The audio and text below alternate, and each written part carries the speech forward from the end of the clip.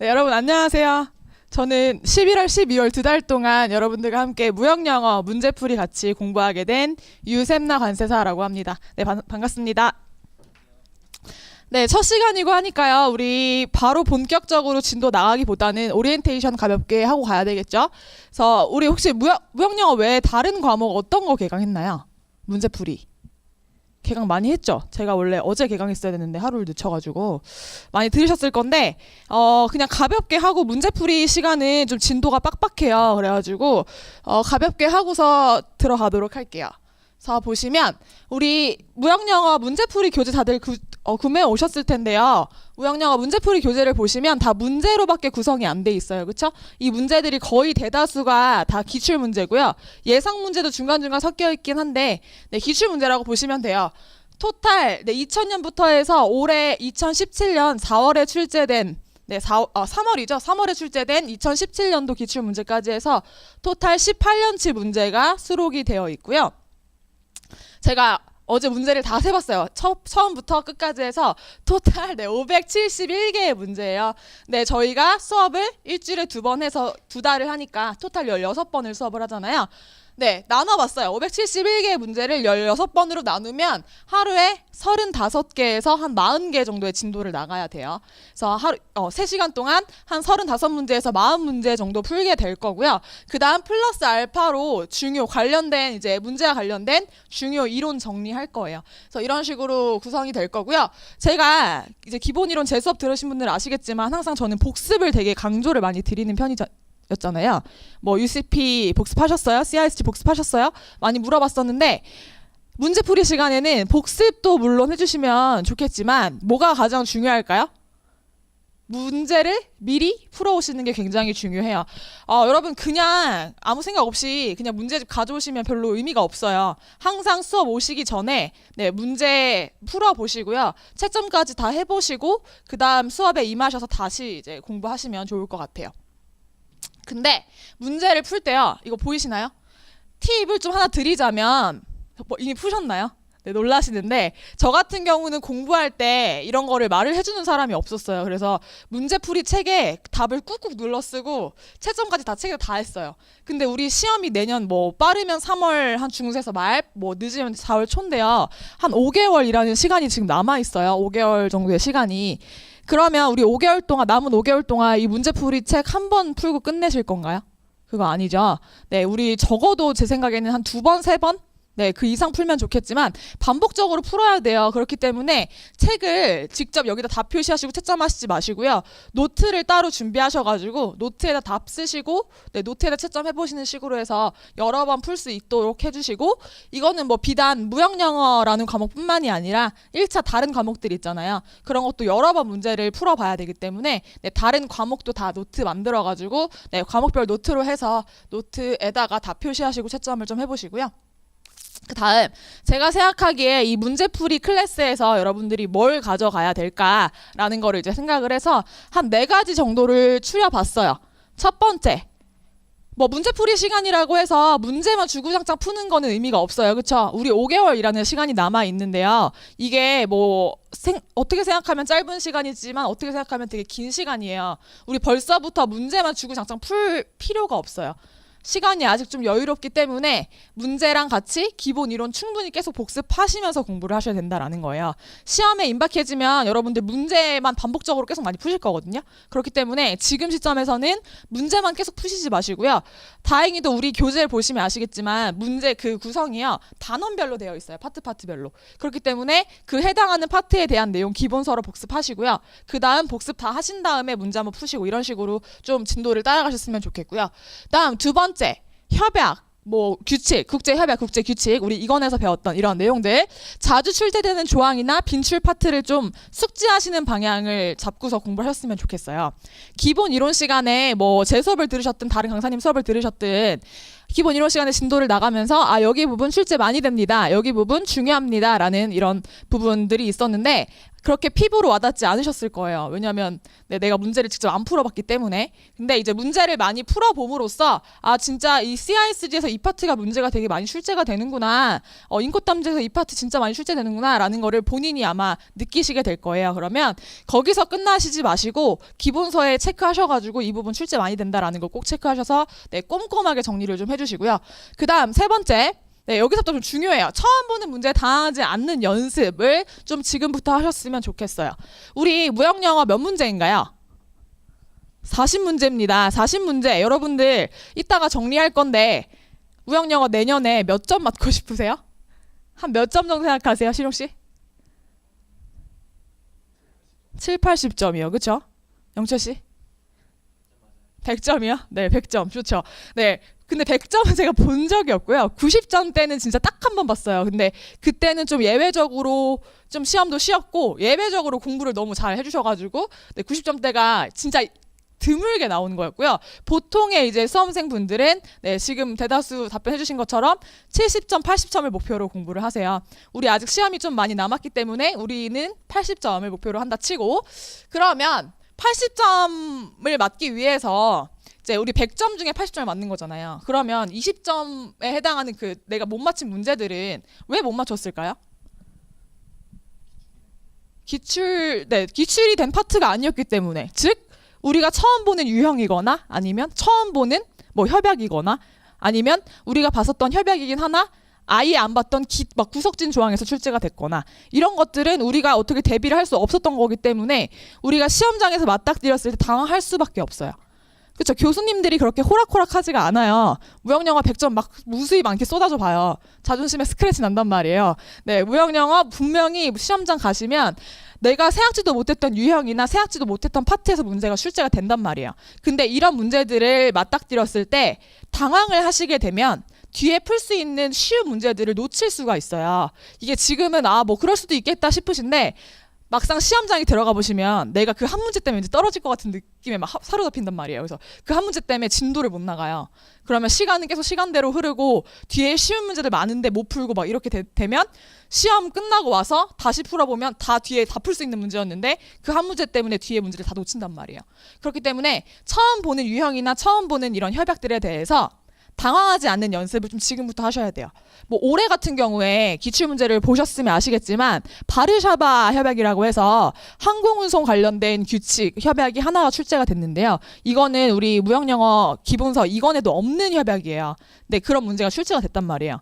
네, 이런 유형이 출제가 됐을 때에는 여러분들 뭐 그냥 가볍게 찍고서 넘어간다라는 생각으로 좀 대범함도 갖추셔야 돼요. 네, 그런 연습을 이제 지금부터 조금씩 해 나가시는 거죠. 기출 보시면서 이런 문제는 제껴야겠다. 나오면 제껴야겠다. 이런 연습을 좀 지금부터 하시라는 거죠. 그래서 시험장에서 평정심을 잃지 않도록 당황하지 않는 연습을 지금부터 좀 해보시고요. 마지막 시간 안배. 우리 시험이 시간이 그렇게 넉넉한 시험이 아니에요. 그렇죠? 몇 분 뭐죠? 1교시, 2교시를 보는데 1교시 몇 분? 80분이죠. 그죠? 2교시 80분. 1교시 관세법 무역영어 80문제고요. 2교시 내세법 회계학 80문제예요. 그럼 딱 계산이 나오죠? 한 문제를 몇 분 안에 풀어야 되나요? 평균적으로? 1분 안에 풀어야 돼요. 마킹하는 시간 이런 거 빼면 1분도 솔직히 많아요. 그렇죠? 1분 이내에 무조건 풀어야 된단 말이에요. 특히 무역영어 같은 경우는 문제 보시면 아시겠지만 다 지문들이 영어로 구성이 되어 있기 때문에 여러분들 1분 안에 풀기가 굉장히 어렵단 말이에요. 그래서 지금부터 문제 푸시면서 좀 시간 재면서 푸는 연습을 좀 해보시는 걸 추천을 드릴게요. 제가 앞서서 한 번 수업 나갈 때마다 35문제에서 40문제 나간다고 했잖아요. 그럼 여러분들 일주일에 지금 같이 풀어야 될 문제가 몇 문제 정도예요? 한 70문제에서 80문제를 같이 푸셔야 되는데 이거를 하루에 몰아서 70문제 다 푸실 건가요?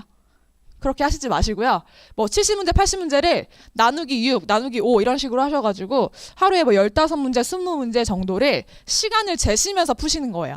우리 스탑워치 하나씩 다 가지고 계시잖아요. 그쵸? 스탑워치 그 20분 카운트 다운 해놓고서 20분 떨어뜨리면서 20문제를 풀어보는 거예요. 그런 식으로 시간 안에 푸는 연습을 지금부터 좀 차근차근 해 나가셔야 돼요.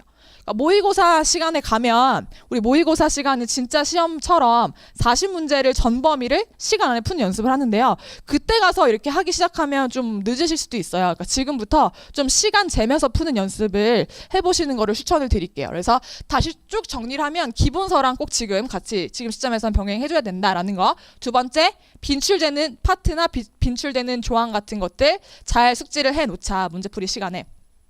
세 번째, 처음 보는 문제 당하지 않는 연습, 네, 평정심 유지하는 연습. 그리고 네 번째, 시간 안배 관련된 거 정리해 주시고요. 벌써 지겹나요? 네, 분위기가 너무 가라앉아 있는데, 네, 볼게요. 우리 얼마 안 남았어요. 우리 기본이론 시간을 통해서 지금 문제풀이 시간으로 왔단 말이에요. 그쵸? 우리 기본이론 시간에 뭐 배우셨나요, 학생? 뭘 배웠었죠? 우리 기본이론 시간에? 3대 협약만 배웠나요? 보험, 운송, 그쵸? 크게 구분을 하면 우리 기본 이론 시간에, 무역영어 기본 이론 시간에 크게 구분을 해보면 두 가지로 구분을 했죠. 1권에서는 무역 실무 이론 관련된 내용을 정리를 했고요. 2권에서는 국제협약, 규칙과 관련된 내용을 정리를 했습니다. 그쵸? 그쵸? 다들 배우고 오신 거 맞죠? 기본 이론 듣고 오신 거죠? 네, 이걸 통해서 이제 문제풀이 시간에 왔는데요. 이번 문제풀이 클래스에선 어떤 것들을 정리를 할 거냐. 네, 제가 여기에 중점을 두고 수업을 나갈 거예요. 보시면 첫 번째, 각 지금 단원별로 문제가 구성이 되어 있기 때문에 각 파트별로 어떤 식의 기출 문제가 출제가 됐었는지 유형 분석을 좀 해드릴 거예요. 그리고 두 번째, 중요 기본 이론은 다시 한번 같이 복습을 좀 하는 식으로. 근데 이제 문제풀이 시간에는 제가 아까 설명드린 것처럼 시간이 빠듯해요. 그렇기 때문에 기본 이론 시간대처럼 차근차근 다 설명을 드릴 수는 없어요. 그렇기 때문에 프린트로 정리를 해서 중요한 내용들 다시 한번 빠르게 보는 식으로 해서 지나가게 될 거고요. 세 번째, 당연히 문제풀이 시간이니까 네, 문제를 같이 풀어야겠죠. 그래서 첫 번째, 두 번째 내용은 제가 매 시간마다 프린트를 배부를 해드릴 겁니다. 그러면 그 프린트를 통해서 네, 뭐 관련 유형이라던가 뭐 중요 이론 같은 것들 정리를 좀 해주시고요. 네, 마지막 문제풀이는 교재를 통해서 미리 예습해온 그 교재를 통해서 문제풀이 진도 나가도록 할게요. 그래서 이렇게 한 다음에 이제 뭐 모의고사 과정을 거쳐가지고 우리 이제 시험 볼 준비가 됐어요. 그러면 우리 이제 합격에 도달을 하는 거죠. 그래서 지금 이 문제풀이 네, 이 세 가지에 중점을 놓고 수업을 할 거기 때문에 잘 따라와 주시면 될 것 같아요. 그래서 저도 최선을 다해서 각 단원별로 유형 네, 잘 분석해보고 같이 진도 나갈 테니까 잘 따라와 주시고요. 그래서 이렇게 해서 오리엔테이션은 뭐 가볍게 마치도록 할게요. 뭐 그렇게 길진 않았죠. 그래서 여러분 중요한 게 뭐라고요? 문제풀이 시간을 통해서 우리가 가져가야 될 거는 기억하셔야 될 거 딱 두 가지만 기억해 주세요. 평정심 유지하는 거랑 시간 안배 연습하는 거 꼭 네, 지금 마음속에 새겨 두시고 문제풀이 시간에 임하셨으면 좋겠고요. 바로 진도 나갈까요? 그러면 나가시기 전에 오늘 나눠드린 프린트가 아마 있을 거예요. 그래서 보시면 프린트 1번 프린트고요. 혹시 안 가져가신 분들은 앞에서 가져가시면 될 것 같고, 그래서 보시면 박스 안에요. 지금 가장 상단의 박스 안에 제가 오늘 나갈 진도에 대한 관련 문제 풀이 유형을 정리를 해놨어요. 그래서 첫 번째 유형 뭐 어떤 것들이 출제가 되는지 네, 좀 보시면 다들 자리에 앉으신 다음에 할까요? 이게 이사를 왔잖아요, 학원이. 그래서 지금 촬영을 처음 하는 건데 제가 다른 강사님들 이제 수업을 좀 미리 보기로 봤어요. 강남에서 찍은 거랑 뭐가 다른가. 근데 강남에서 찍은 거는 아시죠? 이 머리들이 좀 많이 걸려서 여기서 이사를 오면서 여기 보완을 했어요. 이 단상을 좀 높여놨어요. 되게 높잖아요, 지금. 그래서 보시면 인강을 보면 좋은 거는 이제 여러분들의 머리가 안 걸리고 딱 저만 나와요. 근데 단점은 보니까 거의 여기서 잘리더라고요. 그래서 얼굴만 둥둥 떠다녀요. 그래서 아마 지금도 저 그렇게 찍히고 있을 거예요. 그래가지고 되게 약간 이상하던데, 그래서 앞으로 하의는 그냥 뭐 실인 입고 가도 되겠다 그 정도로 아예 안 나오더라고요. 그래서 네, 아무튼 그리고 칠판이 되게 높잖아요. 강남에서는 제가 끝까지 다 왔거든요. 근데 이제 칠판이 높으니까 거의 반 정도밖에 활용을 못해요. 그러니까 인강으로 보니까 되게 키가 작아 보이더라고요. 그래서 여기 끝까지 다 하시는 분들은 최건수 쌤이랑 유지연 쌤이랑 그리고 뭐 누구 있을까요? 김성수 세무사님? 네, 그 정도 계시고 나머지들은 다 그냥 비슷비슷하시더라고요. 안 닿더라고요. 네, 어쨌든 바로 진도 나가도록 하겠습니다. 보시면 프린트 좀 펴주시고요. 가장 상단에 그 박스 좀 볼게요. 유형 정리해 놓은 거. 네, 첫 번째 어떤 유형으로 출제가 되느냐라고 보시면 네, 빈칸 채우기, 뭐 괄호 채우는 문제, 그리고 적절한 표현 고르는 문제, 뭐 이런 식으로. 오늘 나갈 파트는요, 미리 좀 네, 그 안내를 드리면 되게 약간 구닥다리 유형이 많아요. 그래서 다행히 오늘은 그냥 워밍업 한다라는 생각으로 좀 임하시면 되겠고요. 그래서 어쨌든 이 앞부분 파트에서는 뭐 이런 식으로 출제가 되는데 어떤 것들을 빈칸을 채우게 되느냐라고 하면 뭐 빈출 수거라던가 아니면 전치사 관련된 문제들이 출제가 돼요. 그래서 이런 식으로 정리를 하시고 두 번째가 가장 중요하고요. 이 앞부분 파트, 기초 파트에서는 해석, 영작 문제가 다수 출제가 된다라는 거죠. 그래서 보시면 되겠고 각 지문별 뭐 해석 문제는 흐름에 맡겨서 풀자. 두 번째, 영작 문제의 경우에 지문별 차이점 위주로 해서 구분해서 틀린 답부터 지어나가자. 영작 문제 같은 경우는요, 박스 안에 영문을 주고요. 1, 2, 3, 4, 5 한글 해석을 준단 말이에요. 그러면 1, 2, 3, 4, 5 지문별 차이점을 먼저 비교를 해서 답 뭐 고르는 식으로 해서 이거는 제가 문제 풀면서 다시 한번 설명을 드릴게요. 그래서 2번, 지금 괄호 2번 유형이 가장 좀 트렌디하다라고 볼 수 있겠죠. 가장 이 트렌드에 적합한 유형이 영작 해석 문제고요. 그 다음 3번도 마찬가지. 3번도 가장 그 중에 오늘 배울 내용 중에 트렌디하다라고 보시면 되는데 네, 순서 맞추는 매열 문제 그리고 문장 배열 문제가 출제가 됩니다. 그래서 2번, 3번은 좀 체크해 주시고 이런 문제 유형이 좀 앞파트, 기초 파트에선 출제가 된다라는 거 보시면 되겠고요. 네, 4번 기타 용어 고르기 문제. 용어 관련된 문제도 앞파트에서 출제가 되는데 네, 오늘 배우게 될 용어는 좀 옛날 유형에서 많이 출제가 됐기 때문에 옛날 기출 문제에서 많이 이제 볼 거기 때문에 네, 용어 관련된 거는 오늘 그냥 가볍게 들으시면 될 것 같아요. 들어가기 앞서서요. 제가 앞에서 오리엔테이션 마치고 정리를 못했는데 우리만의 암호를 좀 만들게요. 제가 앞으로 수업하다가 이 문제는 유형 A입니다. 유형 B입니다. 유형 C입니다. 라는 걸 언급을 드릴 건데요. 유형 A는요. 유형 A는 뭘까요, 우리? 유형 A는 유형 B랑 유형 C를 놓을 거래요. 우리가 생각했을 때 유형 A는 쉬운 문제들, 뭐 주요 협약 같은 것들은 우리가 많이 봤으면 잘 풀 수 있잖아요. 보통 이런 3대 협약이라고 하는 CISG, 인코텀즈, UCP 이런 문제들은요. 대부분의 유형이 그냥 약간 정형화돼 있어요. 뭐 어떤 식으로냐면 뭐 일치하지 않는 것 고르시오, 혹은 뭐 일치하는 것 고르시오, 혹은 괄호 뚫기 문제 뭐 이 정도로밖에 출제가 안 돼요. 그렇기 때문에 이 유형 A라는 거는 우리끼리 약속인데 네, 우리가 공부한 만큼 잘 풀 수 있는 문제들. 이거는 뭐 대표적인 예가 주요 협약들 아니면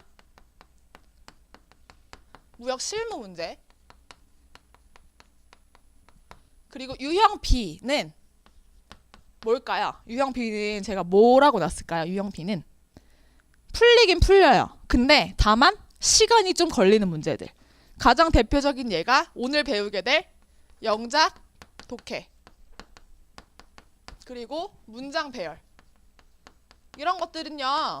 가만히 놓고 풀면 풀려요. 근데 1분 안에 풀기에 너무 좀 촉박하다라는 거죠. 그래서 이런 문제들은 유형 B라고 놓을 거고요. 유형 B의 문제들은요, 앞으로 푸시다가 뭐 우리는 지금 문제풀이 연습을 하고 있기 때문에 꼼꼼하게 볼 거지만 뭐 모의고사나 아니면 실제 시험에서 유형 B의 뭐 영작 독해나 문장 배열 유형의 문제를 맞닥뜨렸다라고 하셨을 때는 네, 일단 내가 시간을 봐서 충분히 투자를 해서 풀 수 있겠다라고 하면 푸시는 거고요.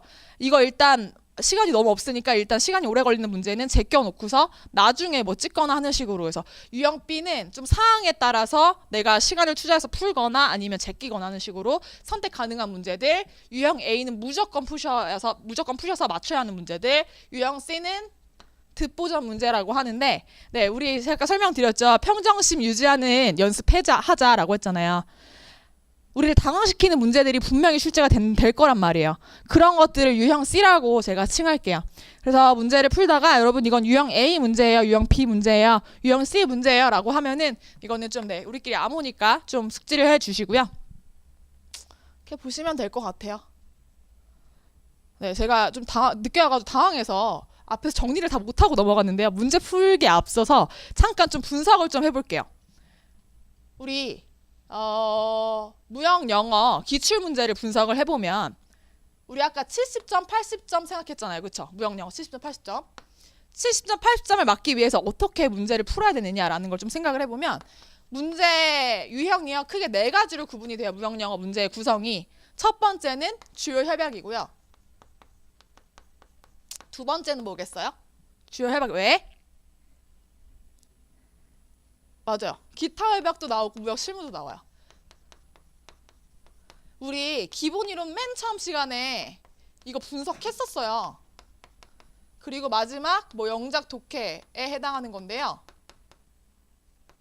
오늘 배울 파트는 여기죠. 그렇죠? 오늘 배울 파트는 영작 독해지만 뭐 분석을 조금 해보면 주요 협약 같은 경우에 우리 무역영어 1권, 2권의 맨 앞부분에 보시면 2017년까지 해서 평균적으로 몇 문제가 출제가 됐냐라는 게 분석이 되어 있어요. 한번 집에 돌아가셔서 다시 보시면 지금 내 문제풀이 책은 없고요. 제가 이걸 숫자를 외워왔어요. 16점, 네, 9문제. 평균적으로 16.9문제가 출제가 됐고요. 기타 협약 같은 경우에는 12.7문제. 무역 실무 7문제 평균적으로. 그 다음 영작 독해 같은 경우에 3.4문제가 출제가 됐어요. 그러면 도대체 이 70점, 80점이라는 점수를 받기 위해서 우리가 몇 개씩을 맞춰야 될까요? 주요 협약 17문제라고 놓을게요. 16.9문제니까. 그럼 이 중에 몇 문제 맞춰야 될까요? 몇 문제 맞출 수 있을까요? 주요 협약은 우리가 유형 A에 해당하는 거예요. 그렇죠? 그렇기 때문에 공부한 만큼 나와요. 공부한 만큼 맞출 수 있는 유형이란 말이에요. 17문제 중에 여러분 몇 문제 맞추실래요? 한 몇 문제 예상하세요? 15문제? 오, 네, 센데 15문제 좋아요. 13문제라고 놓을게요. 기타 협약. 13문제 중에 한 몇 문제 맞출 수 있을까요? 10문제? 너무 센데 저는 한 반타작 생각해요. 그래서 네, 10문제 좋아요. 하지만 제가 계산해온 숫자가 있기 때문에 한 6문제 생각할게요. 그 다음 무역실무 7문제예요. 무역실무도 유형 A에 해당하는 쉬운 유형이라는 거죠. 뭐 무역실무에 해당하는 문제를 생각해보면 뭐 LC의 종류, BL의 종류에 대한 문제들 아니면 또 뭐가 있을까? 용어 관련된 문제들 이런 것들이 있는데요. 네, 이 문제도 좀 쉬워요. 쉬운 유형이에요. 이거는 7문제 중에 한 5문제 생각할게요. 영작 독해 뭐 4문제, 3문제라고 치면 이 중에 한 반타작 정도 해서 2문제 놓고 보면요. 토탈 몇 문제인가요? 지금 28인가요? 그쵸? 개당 우리 2.5점이에요. 2.5 곱하기 28문제 하면 몇 점인지 아세요? 70점밖에 안 나와요.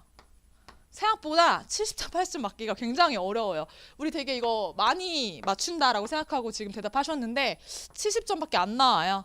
그렇기 때문에 여러분 좀 긴장하셔야 돼요. 지금 80점으로 무조건 난 맞겠다라고 생각하시고요. 무형영어 무조건 우리 80점 맞는 걸로 해서 공부를 좀 할 건데 네, 좀 긴장하시면서 공부를 하셔야 된다라는 거죠. 그래서 네, 바로 이제 들어갈게요. 그래서 무형영어 우리는 80점 목표로 한다라는 거 계속 종강할 때까지 까먹으시지 마시고요.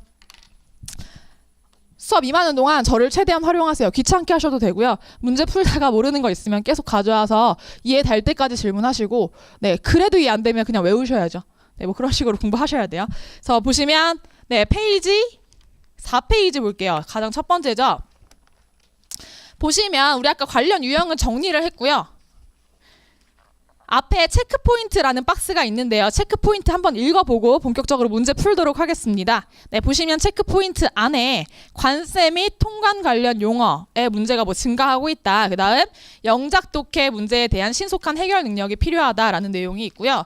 그 다음 문장의 논리적인 순서 정렬 문제에 대응 필요. 그래서 아까 제가 앞부분에서 가장 트렌디한 문제 유형은 영작 독해랑 문장 배열 문제, 순서 배열 문제라고 설명을 드렸었죠. 그래서 이런 식으로 되어 있고요. 그래서 보시면 유형 1, 관세 통관 관련.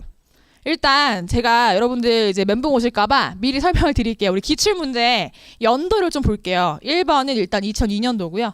2번은 2004년도, 3번 2002년도, 4번 2002년도, 5번 2004년도, 6번 2004년도, 7번 2004년도 뭐 등등등 해서 보시면 아시겠지만 유형 1에 해당하는 내용 다 구닥다리 문제다라는 거 일단 네, 아시면서 그냥 가볍게 들으시면 될 것 같아요.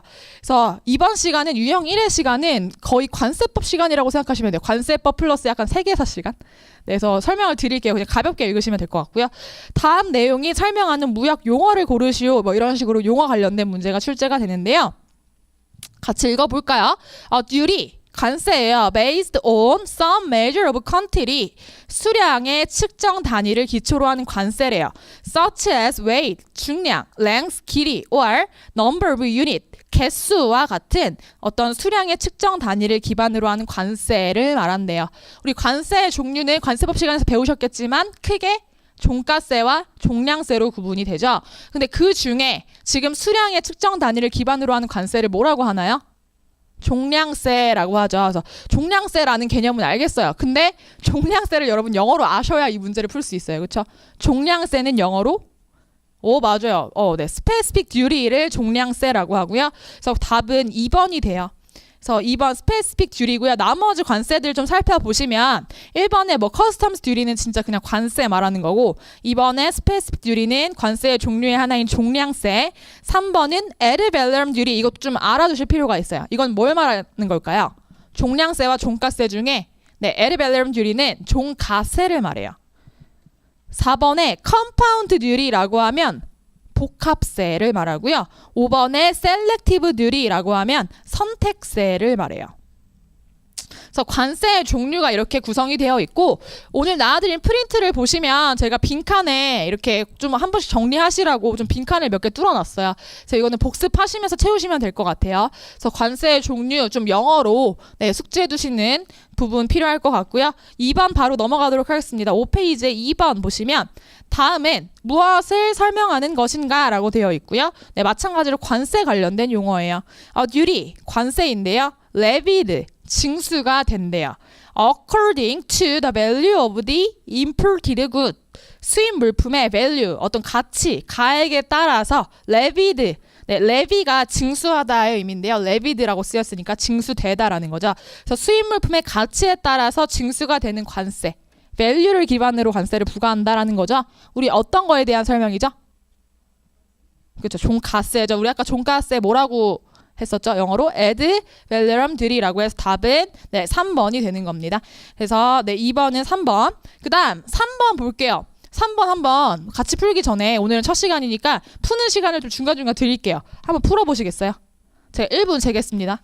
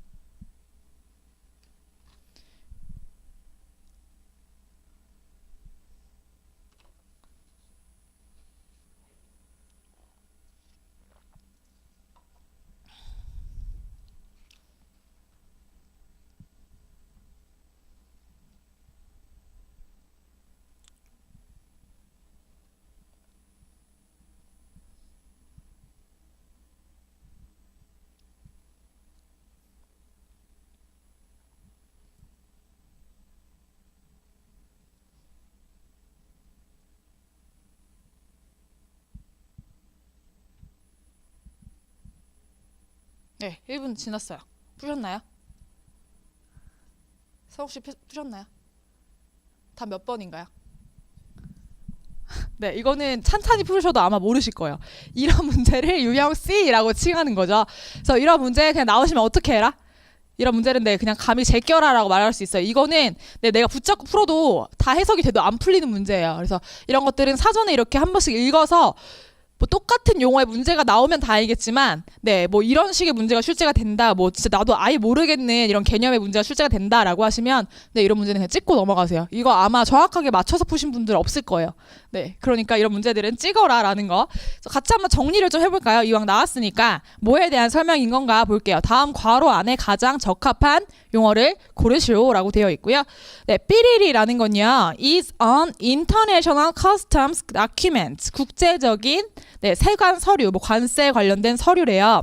that 이하에 traveler, 그 여행자들이 may use temporarily, 여행자들이 사용을 할 수 있대요. temporarily,라고 하면은 일시적으로, 뭐 임시적으로 이런 뜻이죠. 그래서 여행자들이 임시적으로 사용할 수 있는 국제적인 세관 서류를 의미하는데요. to import certain good. 특정 물품을 수입하기 위해서 into a country, 어떤 국가에 네, without having to engage in. engage in 이라는 수거가 나왔는데요. 무슨 뜻이죠? engage in 이라고 하면 관여하다, 참여하다 이런 뜻이에요. 그래서 해석을 해보면 without having to engage in the custom formalities, 그죠? 통관 절차를 참여함 없이, 통관 절차를 관여함 없이, 네, usually required for the importation of good. 수입 물품에 통상적으로 요구가 되는 통관 절차에 관여함 없이 특정 물품을 수입하기 위해서. 아니면 and without having to pay duty or value added taxes on the good. 물품에 부과가 되는 관세를 납부하거나 또는 부가세를 납부함 없이 네, 물품을 수입하기 위해서 여행자들이 일시적으로 사용하는 국제적인 세관 서류를 뭐라고 할까요? 들어보신 적 있나요? 이게 2차에 가면 재수입 면세와 관련해서 ATA 까르네라는 서류를 배우게 됩니다. ATA, 일단 답은 ATA 까르네고요. 답 5번이고요. ATA 까르네가 뭐냐라고 하면 지금 우리 박스에서 읽은 것처럼 이런 것들이에요. 우리나라 촬영팀이요. 해외에 가서 현지에서 촬영을 하기 위해서 촬영 장비라던가 이런 것들을 가지고 나가야 되잖아요. 근데 우리 관세라는 거는, 통관 절차라는 거는 왜 거쳐야 되나요? 그 국가에서 사용이나 소비를 하기 위한 목적으로 하는 거잖아요. 근데 우리나라 촬영팀이 일시적으로 해외에서 촬영만 하고 다시 돌아올 거예요. 가지고. 그런 경우에는 굳이 번거롭게 관세를 납부하거나 관련된 세금을 납부하거나 통관 절차를 거칠 필요가 없겠죠. 그래서 이런 ATA 까르네라는 증서를 상공회의소에서 발급을 받아서 네, 통관 절차 할 때 제출을 하면 네, 별도의 통관 절차 없이 그냥 그 해외에서 사용을 했다가 다시 들여올 수가 있어요. 그래서 이 ATA 까르네라는 서류는 상공회의소에서 발급을 해요. 그래서 상공회의소라는 거는 이제 국제적인 기관이잖아요. 그래서 지금 제가 상공회의소에서 근무를 하는데 이게 저도 처음 봤거든요. 그러니까 2차 공부할 때 ATA 까르네라는 서류를 처음 봤는데 이게 잘 쓰이겠어라고 생각을 했었는데 이제 상공회의소 저희 팀 무역인증 서비스 팀에 와가지고 이제 외부 손님이 오시면 거의 대다수가 이 ATA 까르네를 받기 위해서 와요. 그래서 실무적으로는 좀 많이 쓰이는 서류인데 우리 좀 수험생들한테 약간 생소한 서류죠. 근데 어쨌든 여러분들 이제 개념을 한번 아셨으니까 일시적인 사용 목적으로 통관 절차 없이 관세 납부 없이 사용하기 위해 네, 받는 서류를 ATA 까르네라고 한다라는 거 꼭 이제는 알아두시고요. 아마 2차 가시면 한 번 더 배우게 되실 거예요. 근데 그때 가서 네, 다시 한번 좀 정리하시고 네, 그래서 답은 5번이고요. 나머지 좀 보기들을 보시면 1번의 비자는 뭐 아실 거고 2번의 import permit이라고 하면 뭐 수입 허가 3번의 customs invoice라고 하면 우리가 배웠었던 서류죠. 뭔가요? customs invoice라고 하면 네, 상업송장은 여러분 commercial invoice고요. 네, 우리 공용송장 중에 공용송장을 크게 영사송장과 세관송장으로 구분을 했었죠. 그래서 이 커스텀스 인보이스는 세관송장을 말하는 거고요. 네, 4번에 GSPCO라는 거는 좀 알아두셨으면 좋겠는데요. GSPCO는 일단 뭐의 약자냐라고 하면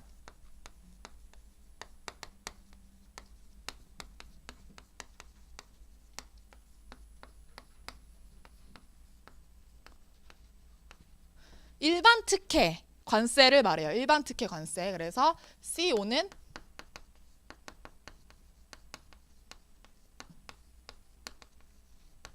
이고요.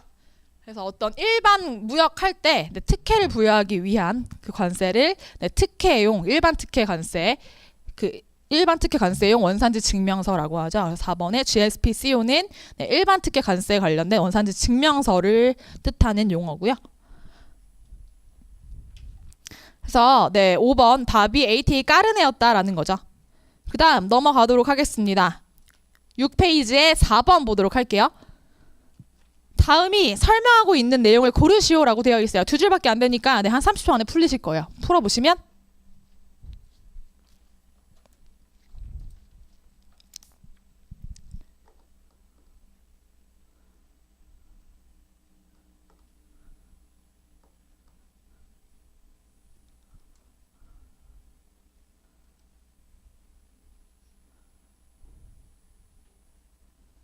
다음 몇 번인가요? 몇 번인가요? 몇 번이에요? 네, 4번 맞아요. 4번. 4번 drawback이라는 용어는 일단 무슨 뜻이죠? 맞아요. 환급이라는 뜻을 가지고 있는 단어고요. 그래서 그 박스 안에 내용을 살펴보시면 return of import duty래요. 수입 관세를 return해 주는 거래요. by the customs authorities to an exporter. 네, customs authorities라고 하면 세관 당국을 말하는 거죠. 그래서 세관 당국이 an exporter 수출자한테 수입 관세를 return 해주는 건데요. 언제? When the goods are re-exported. 물품이 재수출될 때 in one form 같은 형태나 or another 다른 형태로 물품이 재수출될 때 이미 그 물품을 수입할 때 납부한 관세를 다시 되돌려주는 행위를 우리 환급이라고 하죠. 그래서 환급에 해당하는 용어는 4번의 drawback이라고 하고요. 네, 환급을 다른 말로는 네, 환급 옆에 좀 노트에 필기해 주시는 게 좋을 것 같아요. 이라는 용어를 써요. 그래서 drawback 외에 restore, return이라는 용어 기억해 두시고요. 2번에 보시면 rebate란 단어가 있어요. rebate 많이 들어보셨을 텐데 회계 시간에 rebate 배우지 않나요? 네, rebate라는 것도 뭔가 돌려주는 거예요. 그렇죠?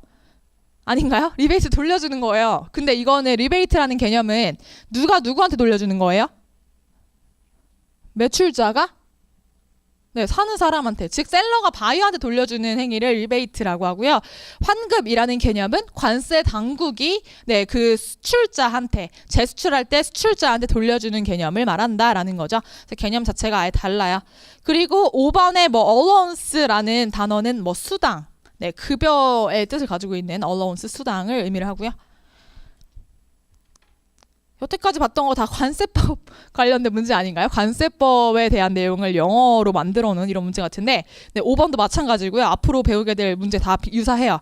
5번 문제가 좀 긴데요. 같이 좀 보시면 과세 대상 물품의 실제 거래 가격을 산정하기 어려운 경우에 WTO Valuation Agreement, WTO 평가 협정에 규정하고 있는 관세 평가 기준의 적용에 있어서 가장 나중에 적용되는 방식은 이라고 되어 있어요.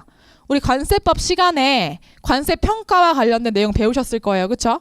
몇 조부터 몇 조까지가 관세 평가 관련된 조항이죠?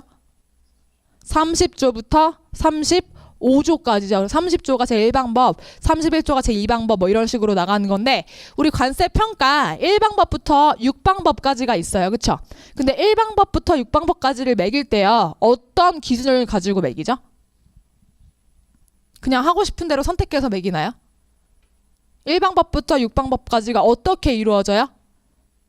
중요한 건데 그쵸? 순차적으로 이루어지죠. 뭐랑 뭐는 제외하고 4랑 5는 뒤집을 수 있고 그 나머지는 1방법 안 되면 2방법, 2방법 안 되면 3방법 이런 식으로 순차적으로 적용되는 거예요. 그러면 문제는 좀 길긴 하지만 결국에 그 마지막 부분 보시면 관세평가 기준의 적용에 있어서 가장 나중에 적용되는 방식은 이라고 물어봤기 때문에 몇 방법 물어보는 거예요? 6방법 있으면 찾고 그거 없으면 5방법, 4방법 이런 식으로 지금 찾는 거잖아요. 보도록 할게요. 네, 6방법이라는 답은 알고 있는데 6방법에 해당하는 용어가 좀 어렵죠. 일단 1번부터 좀 보시면 The transaction value, 거래 가격이죠. of identical good 이에요. 몇 방법 말하는 걸까요? 딱 우리 느낌상 봤을 때 identical good이라고 하면 동종 동질 물품 말하는 것 같죠? 그래서 동종 동질 물품의 거래 가격을 기반으로 네, 관세 평가 매기는 거는 몇 방법? 2방법이죠. 그래서 이건 2방법이고요. 2번 보시면 the transaction value of similar good이라고 되어 있어요. similar good.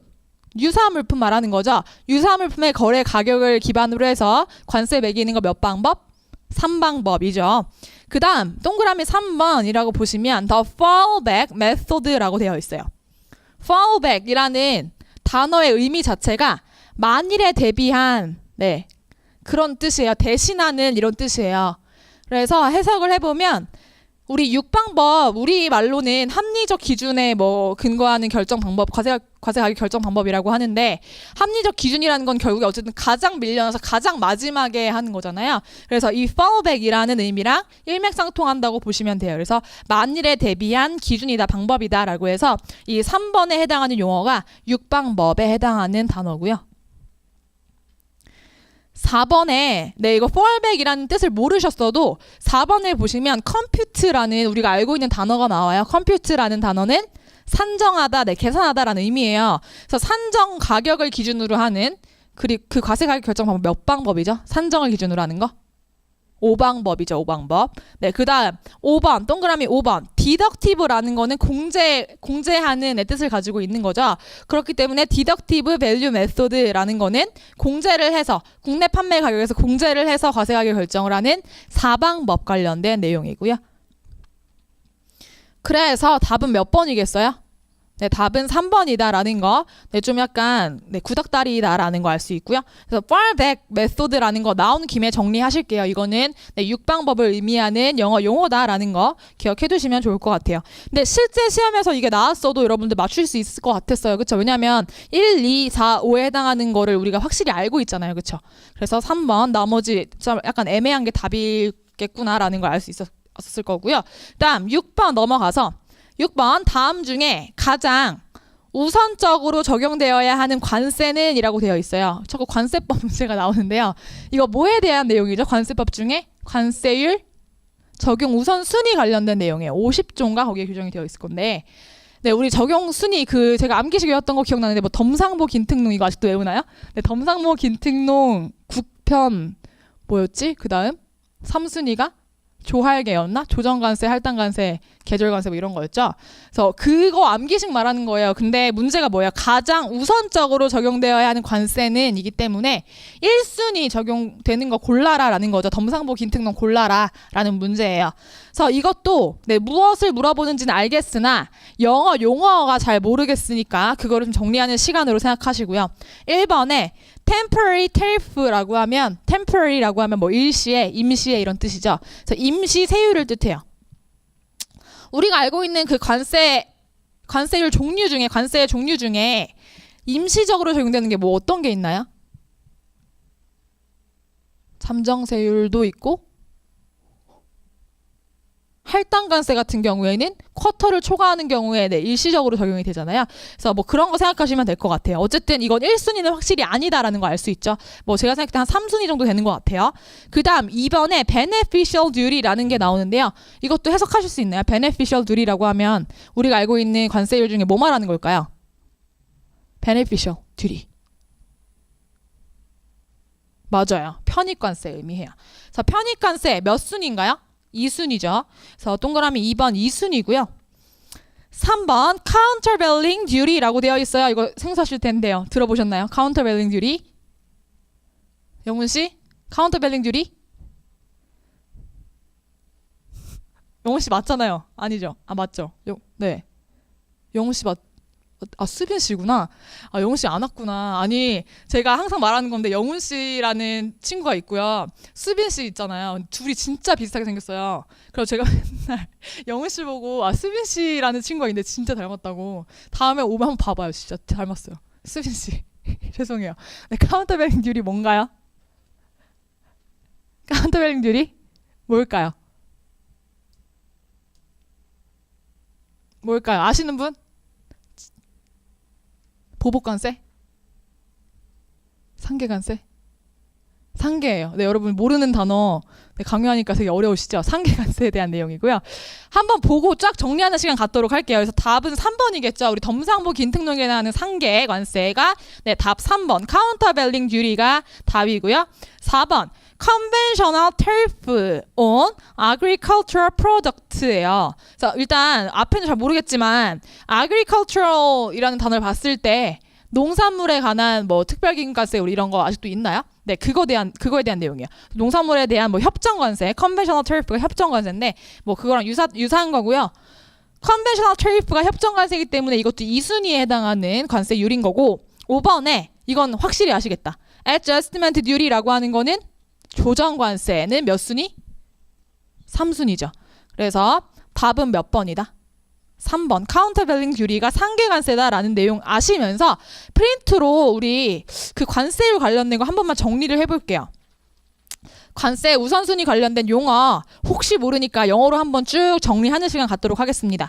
덤핑 방지 관세를 영어로 뭐라고 하느냐? 안티 덤핑 듀리라고 하고요. 상계 관세 여러분 채우실 수 있죠? 카운터벨링 듀리를 상계 관세라고 하고요.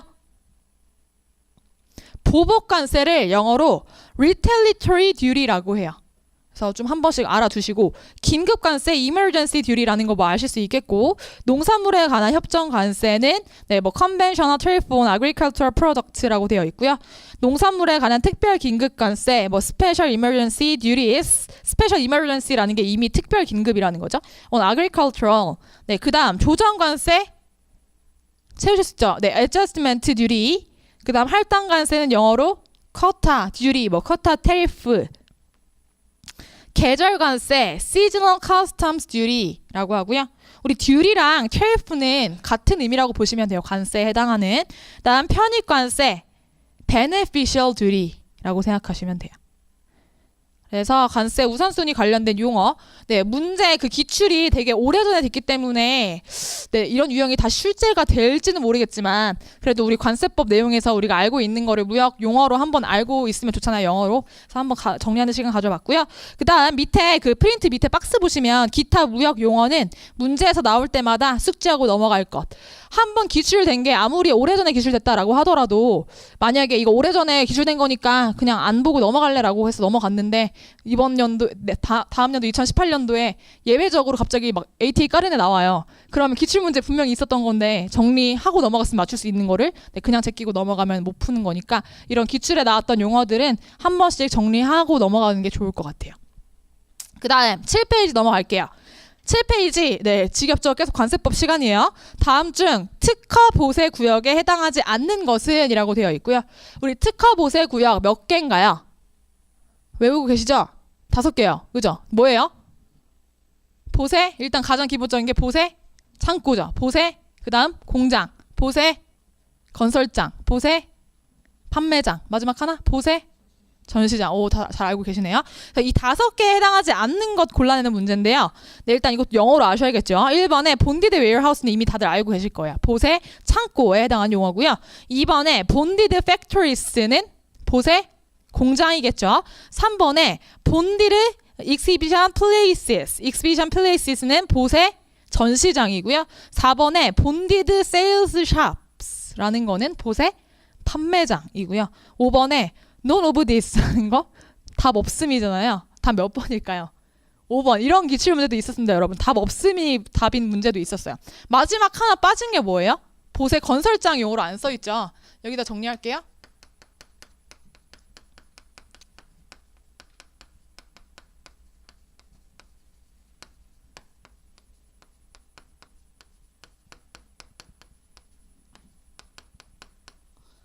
보세 건설장을 본디드 컨스트럭션 사이트라고 하고요.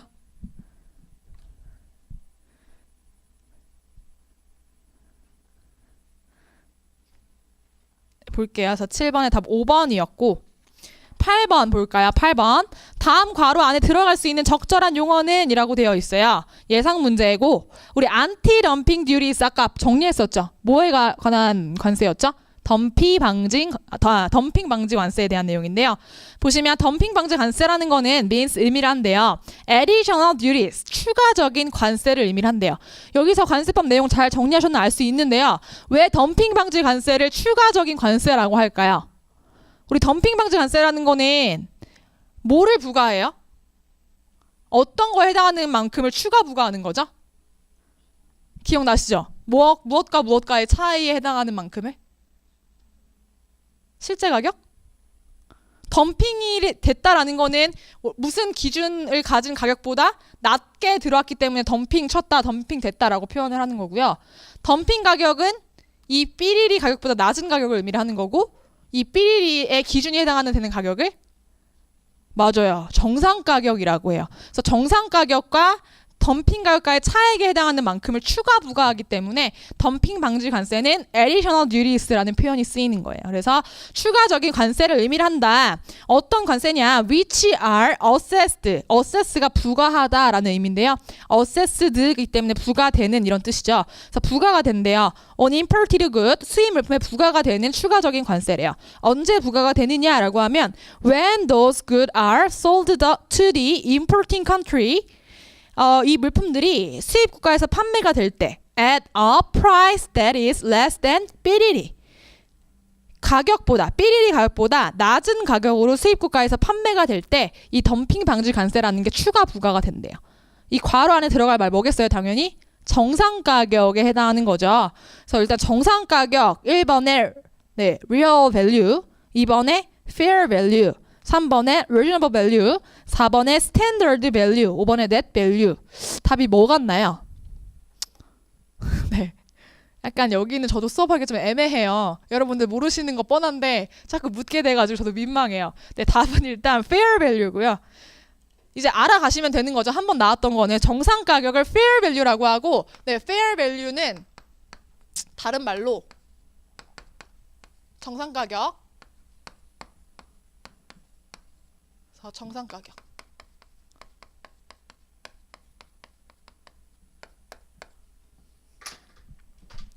네, 볼게요. 그래서 그 괄호 옆에, 괄호 안에 정상 가격에 대한 정의가 있는데요.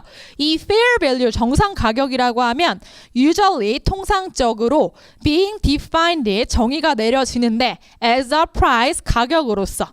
어떤 가격? On the exporting countries, 수출 국가죠. 수출 국가의 domestic market, 국내 마켓이나 아니면 or to third countries, 제3국의 국내 마켓 가격으로서 정의가 내려지고요.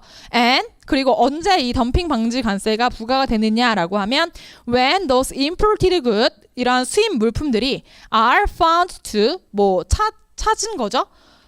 cause, 유발을 했거나 or to threaten material injury, 네, 중요한 피해를 위협을 하는 때 to industry of the importing country, 수입 국가의 산업에 어떤 중요한 피해를 유발했거나 위협을 하는 때에 위협을 하는 것이다라는 것을 발견을 했을 때 이 덤핑 방지 관세라는 게 발동을 해서 추가 부과가 된다라는 거죠. 그래서 답은 일단 2번이었고요. 우리 관세법 시간에서는 지금 보시면 마지막에 어디 있죠? threaten material injury라고 해서 지금 제가 해석을 하기로는 중요한 피해라고 해석을 했는데, 직역을 했는데, 우리 관세법 상의 덤핑 방지 관세의 키워드는 뭔가요? 피해를 줄 때 중요한 피해, 중대한 피해 이런 말이 아니라 관세법 개정이 됐나? 그 사이에 설마? 실질적인 피해라고 배우지 않나요? 관세, 덤핑 방지 관세, 그렇죠? 실질적인 피해를 입히거나 실질적인 피해를 유발했을 때, 네, 이럴 때 덤핑 방지 관세가 부과가 된다라는 거. 그래서 관세법 시간에서는 아마 실질적인 피해라는 키워드를 배웠을 거예요. 그래서 무역영어 강의 준비하면서 관세법 이제 앞으로 법령 좀 찾아봐야 되겠어요. 저 공부할 때는 실질적인 피해라고 배웠었던 게 확실히 기억이 나서 수업을 했는데 작년까지는 대답을 다 주셨어요. 실질적인 피해라고. 근데 올해 보니까 설마 그 사이에 관세법이 다른 말로 개정이 됐나 해가지고 약간 망설여졌는데, 이제 다 봤고요. 유형 1은 유형 2 볼 건데요. 유형 2 보시면 국제기구 관련. 네, 보기도 싫죠? 저도 여기 진짜 제일 하기 싫은데요. WTO랑 가트 관련된 내용이에요. 그래서 일단 WTO 가트 관련된 내용인데, 이거는 약간 심신의 안정을 위해서 좀 쉬었다가 나가는 게 좋을 것 같죠? 그래서 쉬었다가 배경 지식 설명을 해드리고요. 네, 문제 풀어보도록 할게요. 쉴게요.